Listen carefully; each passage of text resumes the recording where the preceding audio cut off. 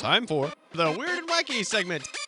Abominable snowman. He's not an axe murderer. One of the TAs turned out to be a bot. So 706 people named Kyle got together in Texas, but it wasn't enough for a world record. So, yeah, I wouldn't have guessed the world record either if you had made me guess, but it was Ivan some years ago with 2,300.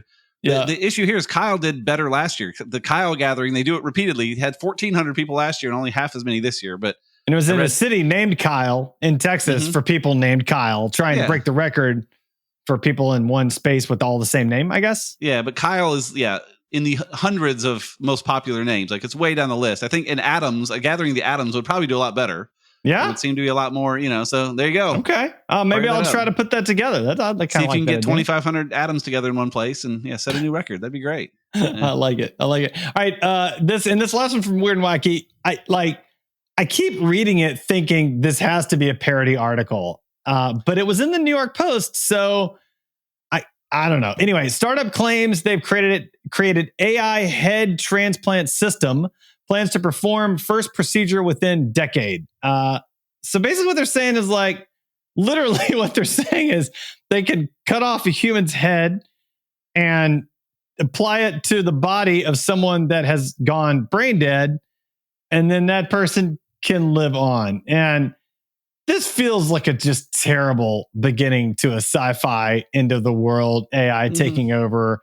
The rich are harvesting bodies sort of scenario. Am I missing something here? This feels just terrible to me. Well, there's a few terrible things. Two things stand out to me. One is they put AI in the headline just because AI gets clicks. There's really nothing to do with AI. AI is going to help build the machines that make it quick or whatever. Yeah. But the other part is the big challenge to transplanting heads is the spinal cord, which why don't we just fix that first? For the guy we talked about earlier that has Neuralink, if we could just repair it, if they have the technology to reattach spinal cords, let's focus on that technology first and use it for the thousands of people that it could help today. And then later you grow into full heads. Because the rest of the stuff, if you want a monkey that can juggle flaming sticks, you need to get two things. You need to get a barrel for him to stand on and a monkey that can juggle flaming sticks. So people say, well, I'll get the barrel, you get the monkey. You get the easy part first.